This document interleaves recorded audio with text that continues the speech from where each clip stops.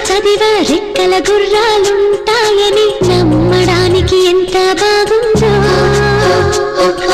బాలమిత్ర కథలు చదివ పగడపు దీవులు ఉంటాయని